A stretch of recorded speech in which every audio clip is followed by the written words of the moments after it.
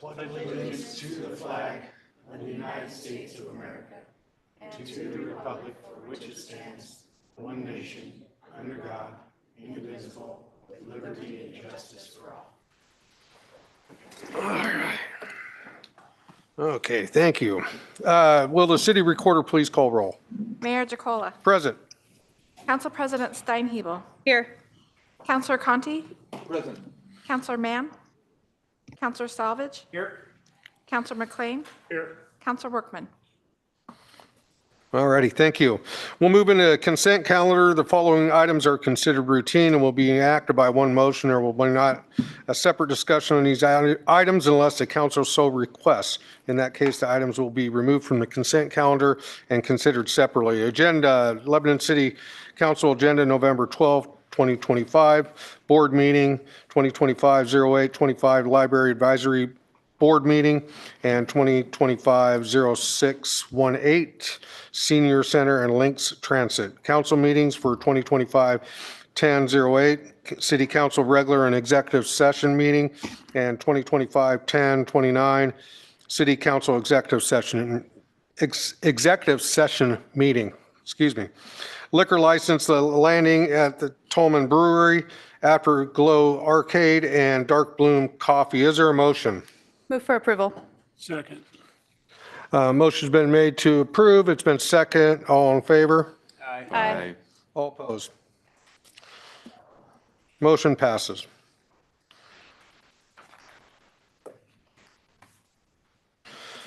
As there are no presentations tonight, we'll move on to public comments. Do we have any public comments? Okay. I'll still read this. Citizens may address the council by filling out a testimony card. They're over there. Prior to speaking and handing it to the city recorder, each citizen is provided up to 5 minutes to provide comment to the council. The council may take additional 2 minutes to ask clarifying questions. City recorder will accept and distribute written comments at speaker's request. Since we don't have any, we'll move on. We'll move into public hearings.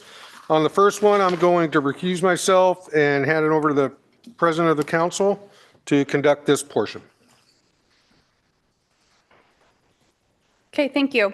First up, we have a public hearing to consider the sale of city-owned surplus property, Santiam Travel Station at 750 South 3rd Street. The public hearing regarding the Santiam Travel Station is now open at 6:02 p.m. Will the city manager please present the staff report? Thank you, Madam President and members of the council. As part of the process to consider the sale of surplus property, Oregon Revised Statutes requires that the city hold a public hearing after the property has been declared surplus. On September 10th, 2025, with a resolution number 2025-14, the City Council declared the Santiam Travel Station surplus property. The property is zoned central business commercial. It's located within the downtown district. It was originally acquired from Southern Pacific Railroad in July of 1996.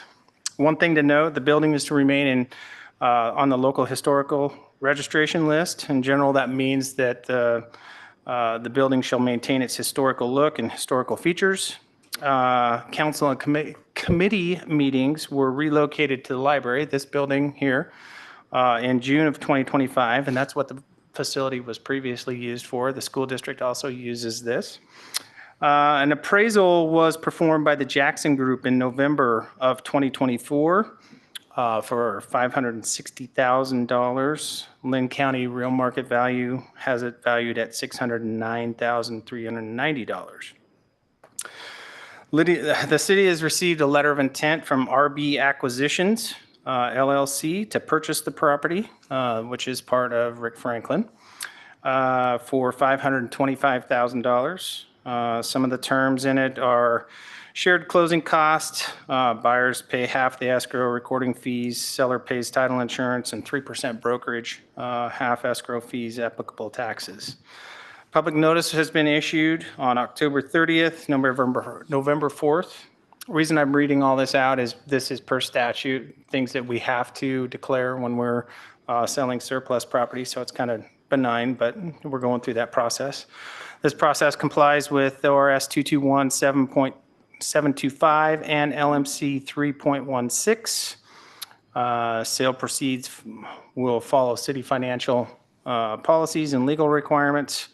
Our recommendation is that you conduct a public hearing, consider testimony, and provide direction on the sale.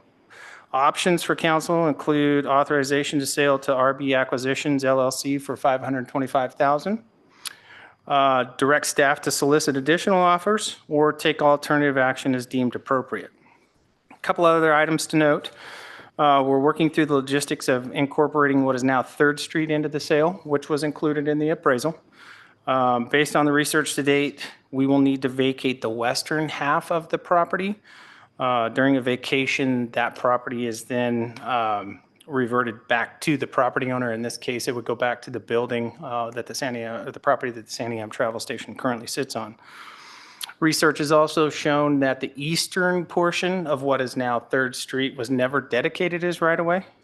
It was actually deed simple, so that it would remain a deed in this place. So we would not have to revert that back as right-of-way. We'll have to do a couple of access easements will get recorded prior to the sale of the property so that the 2 property owners who have driveways currently off of 3rd Street will have access. And we will also need a public utility easement for a storm pipe that runs along 3rd Street. With that, I can answer any questions you may have. Does council have any questions of Ron or other staff? Just one quick one. It's my understanding that this property will be returned to the tax rolls. Yes, it will. Okay, Yes. fantastic. Okay, any other questions? Okay, seeing none. Is there anyone in the audience who would like to speak in favor of this issue? Seeing none. Is there anyone who would like to speak in opposition? Okay, the public hearing is hereby closed at 6:07 PM. All further discussion will be limited to council and staff at this time. Council, is there any further discussion on this matter? Again, seeing none, I would entertain a motion at this time. Motion to approve the sale. Do we need to read I don't have anything in here to read the ordinance, but I feel like, yes, sorry. There's no ordinance on this one. Just, okay, thank you, sorry. So there a motion for- Dave's motion was to approve the sale as Ron Presented. presented it. Exactly. Okay, and do I have a second? I second. Perfect. All those in favor signify by saying aye. Aye. Opposed? Okay, motion passes. I will now you. turn this back over to Mayor Jackala. Thank you. We'll move on to the second public hearing for the evening, ordinance bill number 2025-10. Public hearing regarding this amendment to the development code is now open at 6:08. Sorry, let me start over. We'll move on to public hearing, ordinance bill number 2025-10. Public hearing regarding the amendment of the development code is now open at 6:08. And you know what? I've never done this before. I like that.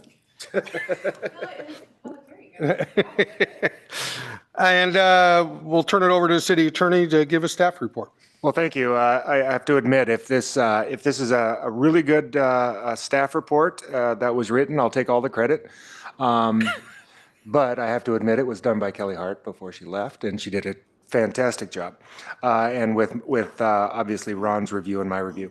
So it's addressing 2 different issues. One, code interpretations. And we realized after getting the most recent code interpretation that we hadn't actually had a code interpretation. Ron, had you ever remembered a code interpretation, or? No, I don't remember. You kind of one. been here the longest, so. Yeah, but that doesn't mean that there wasn't one last Right. year either, so. So anyways, it made us look at the whole code interpretation ordinance. And what we did is we went out and after some brilliant legal research, we decided just to copy City of Salem's.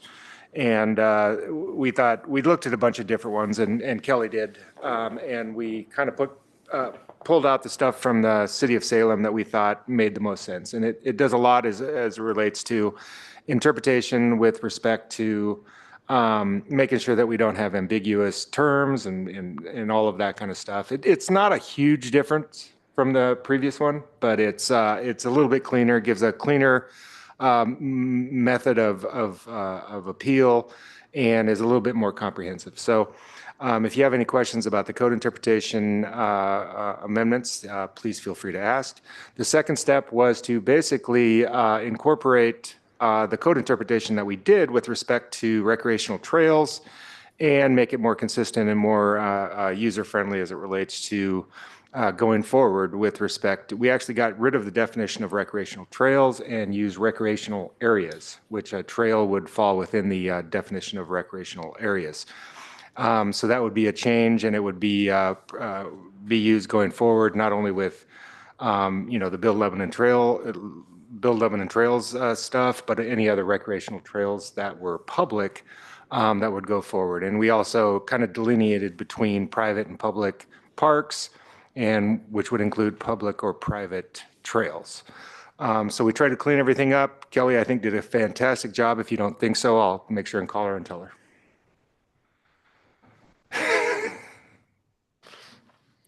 Does that conclude your remarks? That concludes my remarks. Okay. Does the council have any questions of the staff or city attorney? No? Is there anybody who'd like to speak in favor of this issue? No. Is there anyone who'd like to speak in opposition? No. Okay, public hearing is hereby closed at 6:11. All further discussion will be limited to council and staff at this time. Any discussion to be had? Well, I just wanted to thank you guys, thank Kelly if she's watching, which she's probably not, for working on this. And I'm glad we got this cleaned up because it was a bit ambiguous, so thank you. Any other discussion on this matter? Okay, will the city attorney please read the title of the ordinance? My mic off. Ordinance Bill number 2025-10, ordinance number 3041, a bill for an ordinance amending the City of Lebanon Development Code regarding changes to code interpretation procedures and park and recreational trail and land use categorization and permitting. All righty, is there a motion? Move for approval. Second. Motion's been made to approve. It's been seconded. All in favor? Aye. Opposed? Motion passes. We'll move on to the third public hearing for the evening, Ordinance Bill 2025-11, public hearing regarding this vacation of right-of-way on Crowfoot Road is now open at 6:13. Will the Development Service Director present her report? Good evening, Mayor and members of council. Happy to present my very first report to you all. This was a vacation of Crowfoot right-of-way. We no longer need the large, what would be the parkway, which would bypass Lebanon. So we're going to vacate a portion of that right-of-way and dedicate a larger portion of the half-street improvements along Crowfoot there. This was dedicated back in 2011 as their annexation requirements. So our TSP does not call for a parkway any longer in that area, so we no longer need that large right-of-way width. And that is pretty much that in a nutshell, unless someone has any questions. I don't have the map right in front of me because I'd have to scroll through too many pages here to find it, but is it the south side of Crowfoot Road? Yes, that's correct. So where the new subdivision is going in, that's the section that, Correct. We are only going to vacate where the new subdivision is going. At such time we get development proposals, we'll go through the vacation process for each development proposal at Okay. that time. Any other questions of staff? All righty, thank you. Is there anybody who would like to speak in favor of this issue? Is there anybody that would like to speak in opposition? No. No on both. Public hearing is hereby closed at 6:14. Here. Job. I love it now. All further discussion will be limited to council and staff at this time. Is there a discussion to be had? This night's going quick. Will the city attorney please read the title of the ordinance? Ordinance Bill number 2025-11, ordinance number 3042, a bill for an ordinance vacating public right-of-way on Crowfoot Road. Is there a motion? Move for approval. Second. Motion's been made to approve. It's been seconded. All in favor? Aye. All opposed? Motion passes. All right. Move on to regular session resolution number 21 for 2025. Library director will be giving her briefing to the council.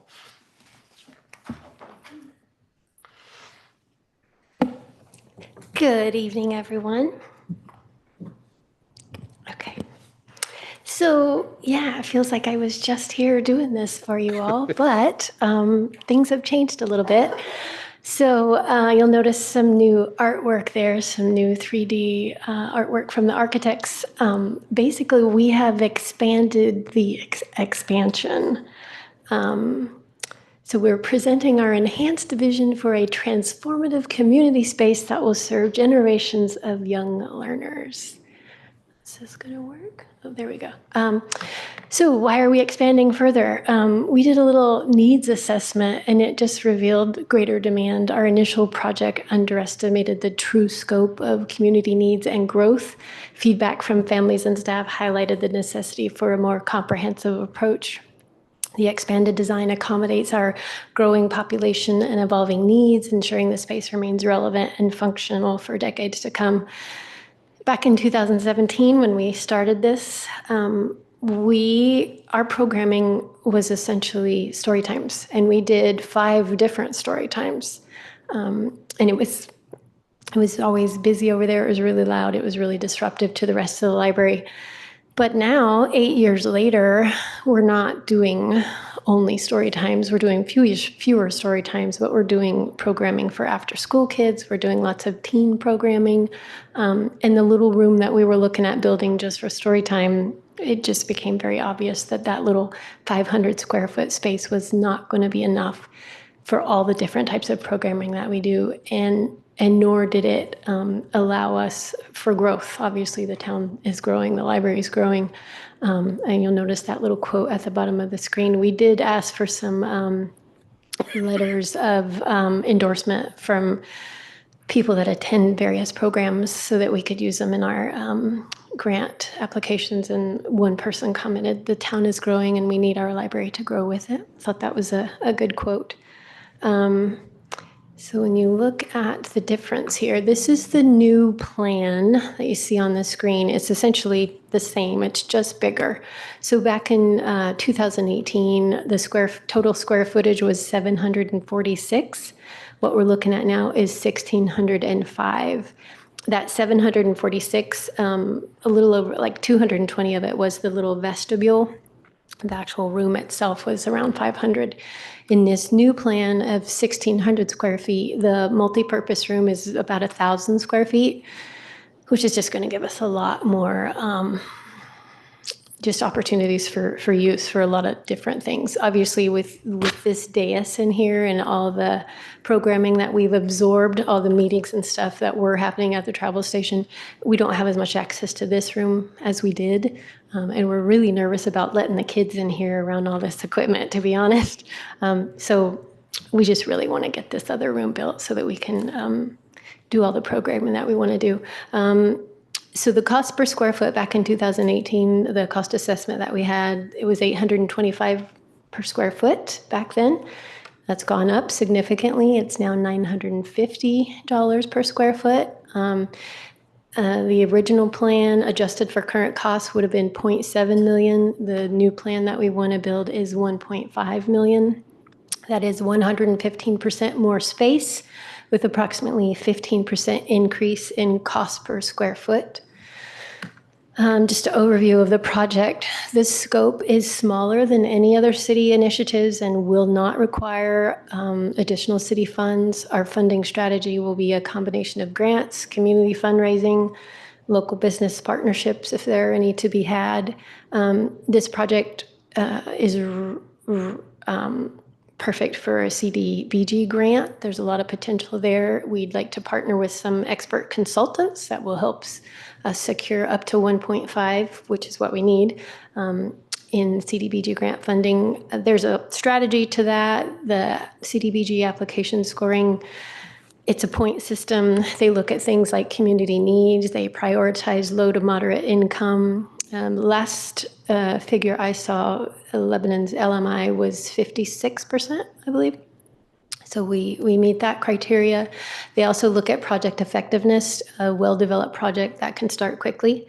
So to maximize points, what we'd like to do is complete all environmental and archaeological assessments internally, and then use library trust funds to purchase final design and construction documents. This is where the need to come to you all for this comes in. That expenditure was not budgeted for this year. So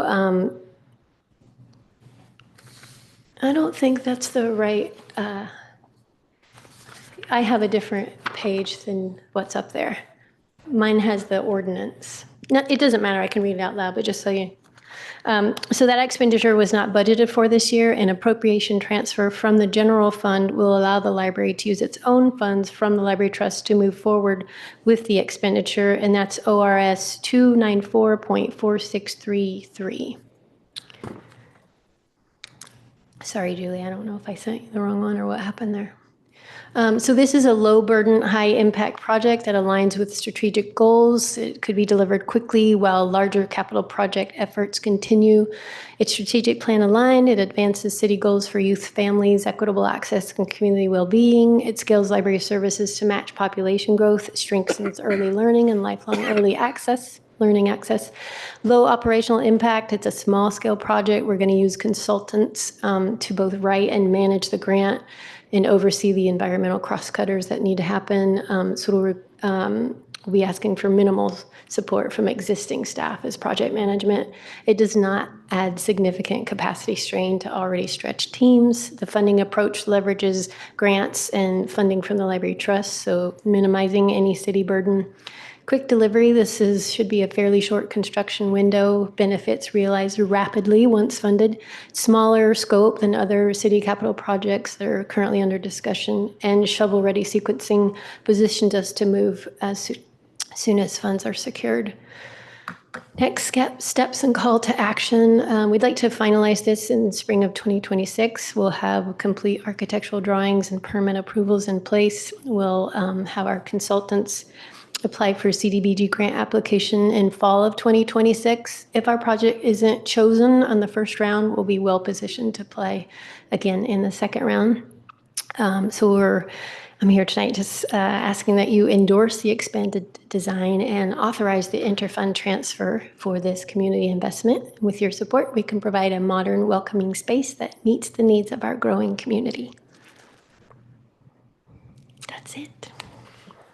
Alrighty, thank you. Is there any questions? Sure. Kendra, of this 1.5 million, what have you got so far? About 50,000.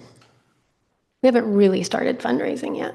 That is all money that our friends group have raised. So once we get through this evening and you guys approve, endorse everything, we'll start fundraising in earnest. And we'll look at other grants too, but that CDBG grant would be a really great one to get. That's one of the reasons we're here tonight, is to get prepped and ready for that CDBG grant. So if we have the design done, the environmental cross-cutters done, we stand a good chance of getting that 1.5 million, or at least a lion's share of it.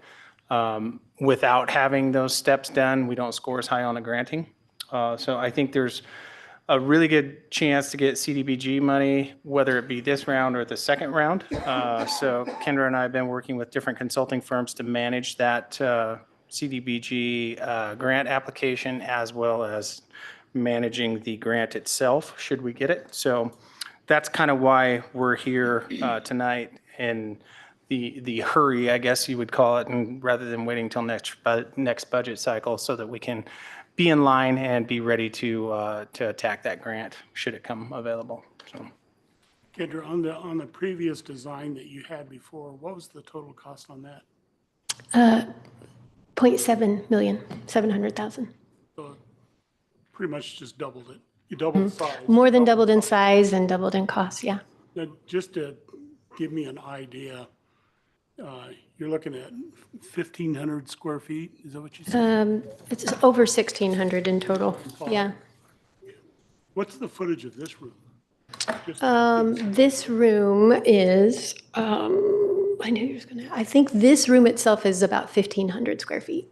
so it'd be bigger than this room. No, the room, so 1,600 total, but there's the vestibule. So the room itself, the multipurpose room that we're going to build will be right at 1,000 square feet. Oh, okay. Yeah. Yeah. The vestibule is rather large, but the benefit of that is when we need the room for just bodies, when we're having events where we don't need tables and chairs, we'll be able to move all the tables and chairs into the vestibule so we can have a big space. It'll also have big doors that open up into the patio so we can have spill out into the patio if need be.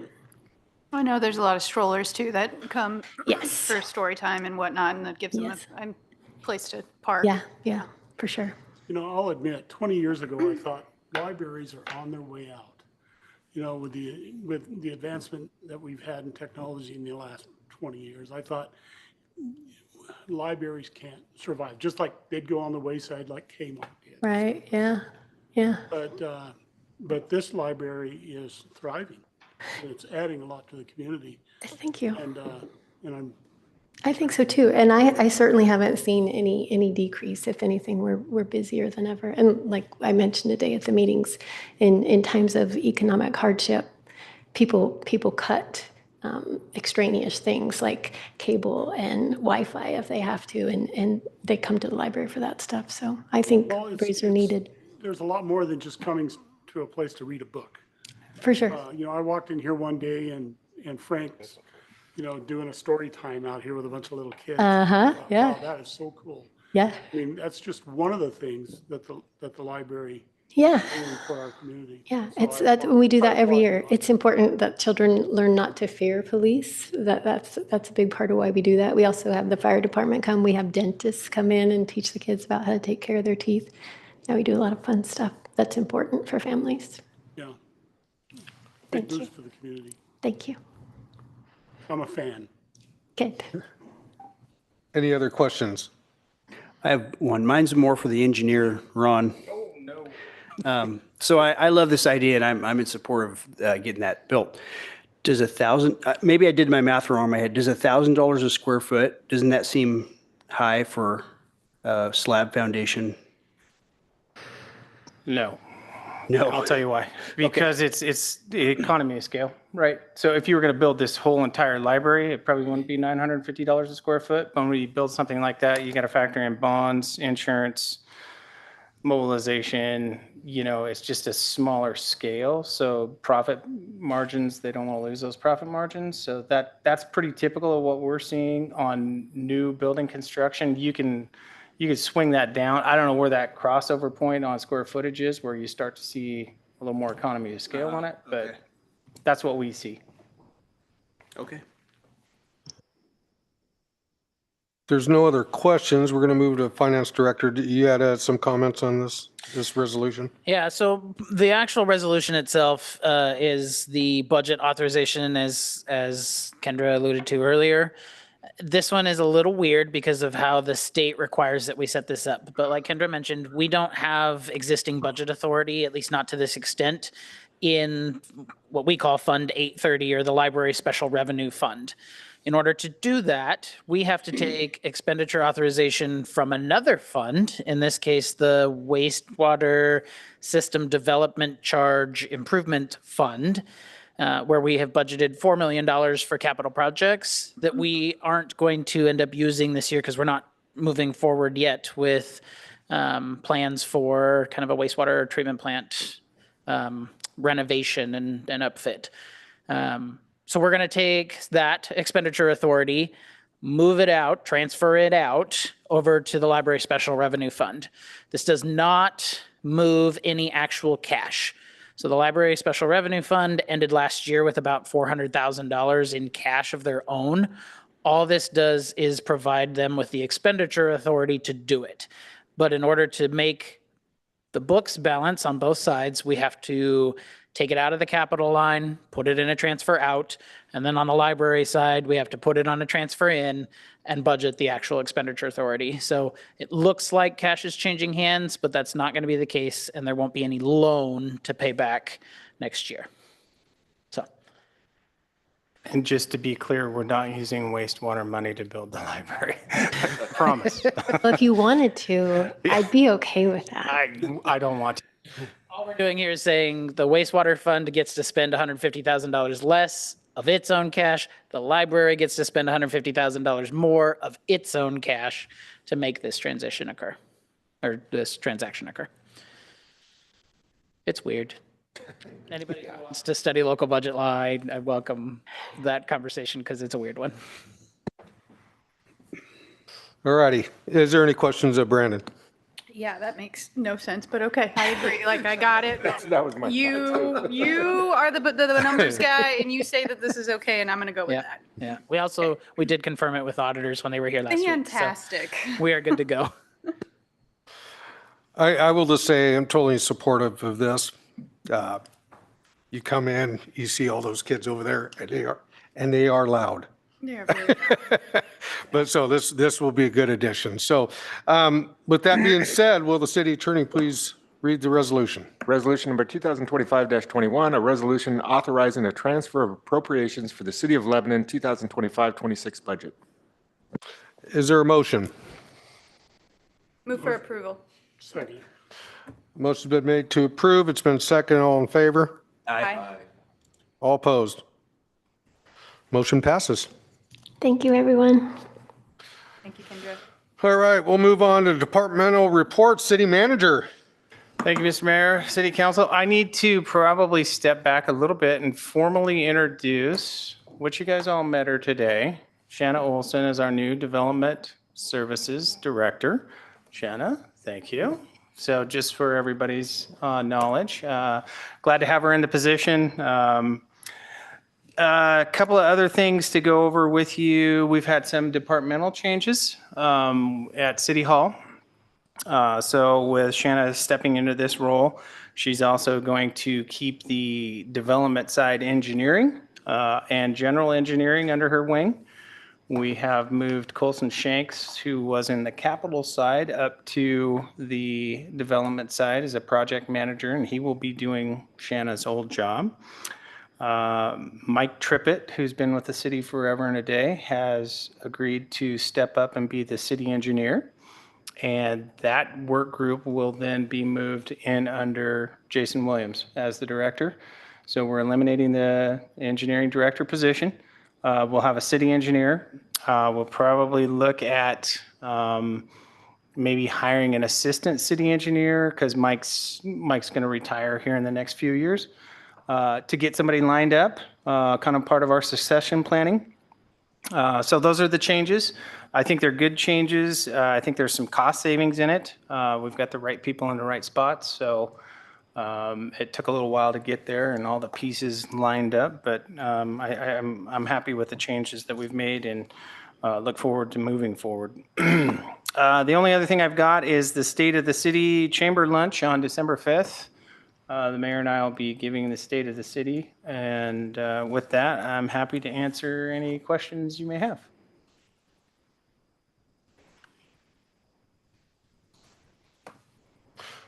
I take it there's no questions. I don't know what the record is. I'm going to check with Julie later how fast our fastest city council meeting was.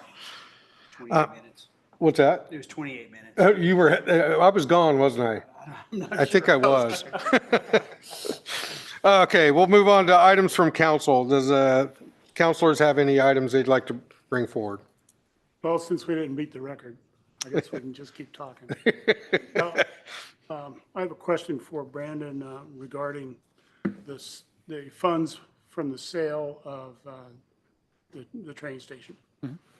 Is it possible to use some of those funds towards the library expansion project if needed? Yeah, certainly those funds are going to be available for the city council to decide what to do with. It didn't come from, what we call an enterprise fund, so the water fund or wastewater. or storm drainage. So it's kind of open season on what we can use that for, whether that's putting it in the general fund for future projects, whether that's putting it back into, it was a park grant, if I remember correctly, or something out of OPRD. Yeah, it was I think it was partially parks and a lot of state grant. Yeah, so we could so certainly ODOT. put it back towards that if you wanted to. There's no legal requirement to do so, but that is another option. It's really going to be up to the council to decide what you want to do with that, with those proceeds. Thank you. Any other items? All righty, we'll move into, is there any public or press comments? Yes, please come forward.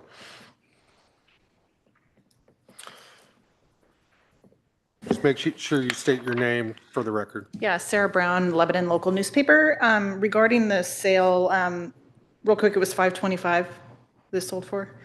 I know there's been a few meetings on this. I can't remember if it's been said. Can you say who's buying it? I don't think I heard that. Yeah, it's R&B Acquisitions LLC, which is part of Rick Franklin. Rick Franklin, okay.